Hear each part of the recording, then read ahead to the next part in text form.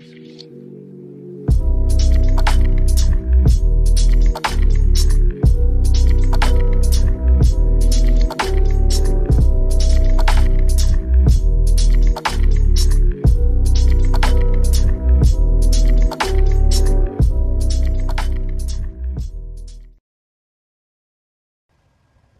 these years, because I just feel like he's there, but he's not there.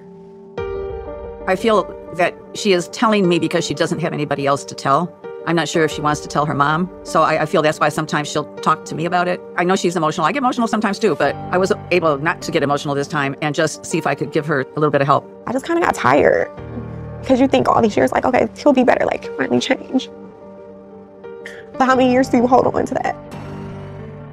What's up, you all? We are back, you guys, and today we are going to be talking about Love and Marriage Detroit, but specifically we are going to be talking about Brandon and Christine because, you know, their marriage has really just disintegrated. You know, I'm very shocked. I mean, the last time, it didn't seem very promising. So I'm not really that surprised that they're separated now. He living with his mommy, and she has gotten an apartment by herself and everything. And it's just very sad. Apparently, she did not sleep with him or anything before they're married. And he said that the reason why is because, he stated that he knew he had to marry her in order to sleep with her. Just for him to be here talking about women's bodies parts so loudly in the wedding ceremony that she has to hear. For me, that was the first red flag. Yes. And then apparently to me, with his friends, just being so crude about it. I feel like women are now getting to a space where they're realizing that, you know, it's best to walk away no matter what stage it is in the relationship. Even if it's on the wedding day. Yeah, especially because we've been seeing this whole trend with men throwing cake in women's faces, and I feel like it's a total sign of disrespect, especially when a woman has said don't do it. Exactly. You know what I'm saying? But the fact that he did such a blatant thing of disrespect, especially when you had not given yourself to him at all, but it's like he got so comfortable. It's like, oh, she's married me now. Let me really show my ASF. And he has been, I guess, cheating sometimes throughout the marriage or whatever, or he had cheated before.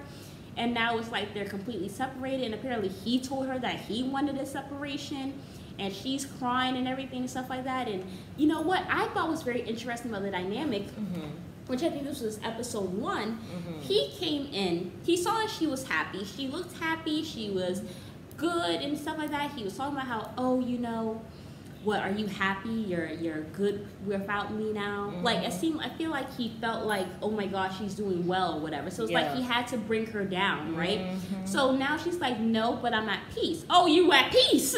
Let me bring you some trauma. Yes. So it's like this transfer, like, you know, that movie 2 can play that game. Energy is not, it's neither destroyed, it's merely transmitted. Yeah, transferred, yeah.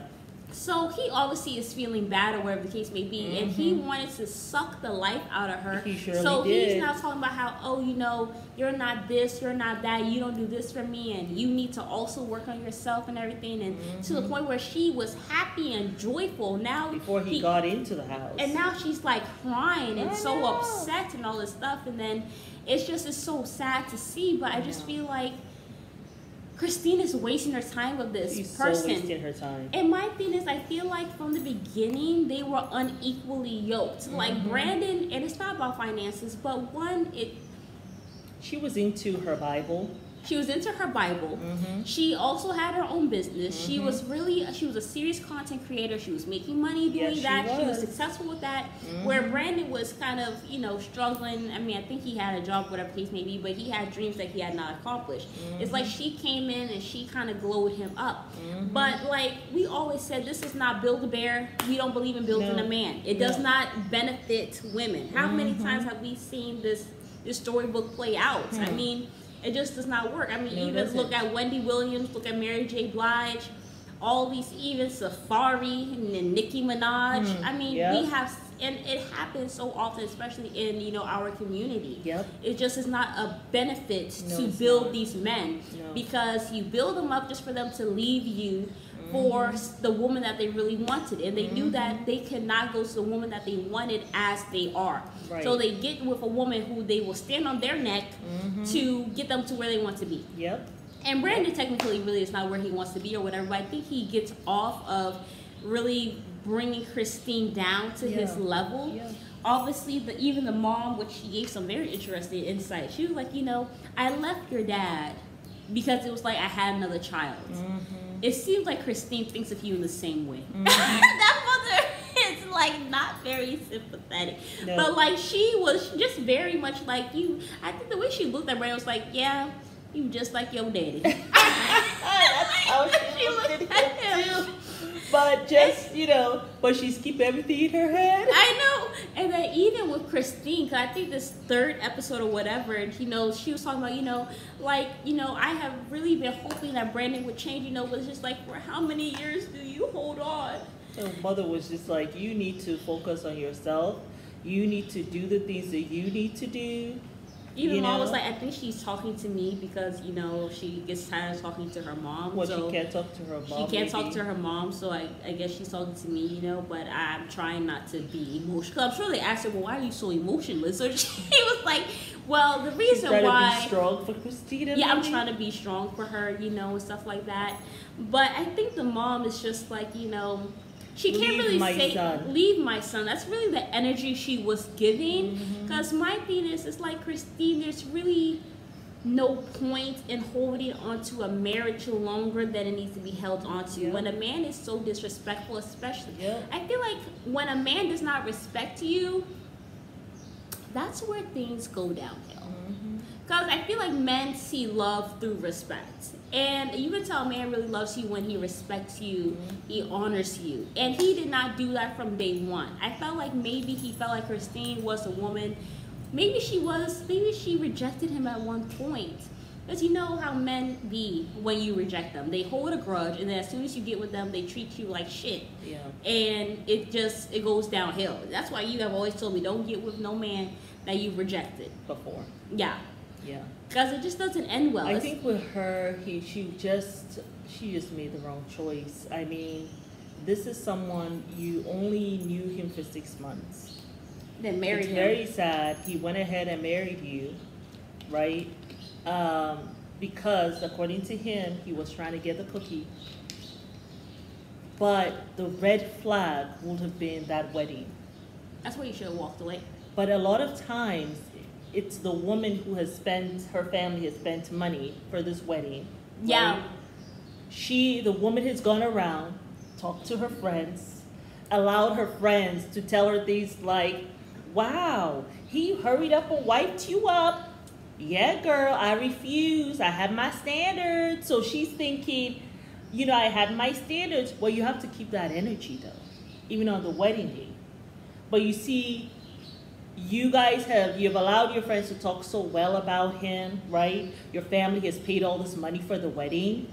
So when he comes out with his disrespect on the wedding day, you feel like, well, I mean, I can't turn back now. You really can't. Because if he's disrespecting you like that on the day, you guys have not even gone behind the door of the married home. But on the day, in public, with his friends, in your face, yeah. Make you it's cry best on the wedding day? that you cut it then, cry about it then. Because I promise you, just like how you're crying now. These are some awful tears. Because now you're attached to him for life with these 2 kids. And it's heartbreaking because it's like, you know, had she left... And he's going to continue to show his ASS throughout. And these girls are growing up, you know, and sometimes he'll be in their lives. Sometimes maybe he might decide not to be in their lives based on whatever his relationship with you is, or based on the fact that he goes and eats with somebody else. Like, it's best that you just walk away then. And I know it's hard, and I'm saying it because it's very hard to do, because you think about the money my parents just spent, you know, I mean, and I have had... Parents got to spend more money having to raise children, especially when he's an absentee father. I mean, true. These are more expensive than a wedding. You know? Like, let's just be honest. And then how about the time and the years you will waste? The next 10 years you waste. Because they've been together for 14 years. No, but then you also have to heal. Let's not forget the healing process. But when you think about it, Christina, okay, maybe if you had left him on your wedding day, right? Let's go back a little bit. I know it can't happen, but let's just go back. These are for the people now who are probably in this situation, Right. right? You haven't gotten married yet, or it's the day of the wedding. Okay, Christina, you could have maybe cried. Maybe you would have cried for maybe a year. Let's give it a whole year. You ain't gonna cry for a whole year. But let's say you cried for a whole year, all right? But then you go on with your life. That's better than you now crying these tears. And as your children now grow up without the father there, and the struggles and all that stuff. No, but You see what even I'm with saying? him being there and him mistreating the mom, like I feel like that's even harder because to me sometimes it's better like when it's easier to kind of detach when your parents are in separate households, right? And you know that they don't have a good relationship. But when you actively see it, you hear the arguments, you hear the disparaging remarks and all that stuff, and then you see the dad treating the mom like crap and all that stuff. That's harder because you're in it, and then it's like your mom is also in it, and it's like you're trying to talk to her, whatever the case may be, and then you're also looking at the dad, and it's kind of like you're all in one household, so you're all in this shit soup, and it's just like a mess. So And it's it kind does of affect better, I feel, when at least it's out there, but when it's there and it's in your face, I feel like it's worse. I feel. But I'm also talking about.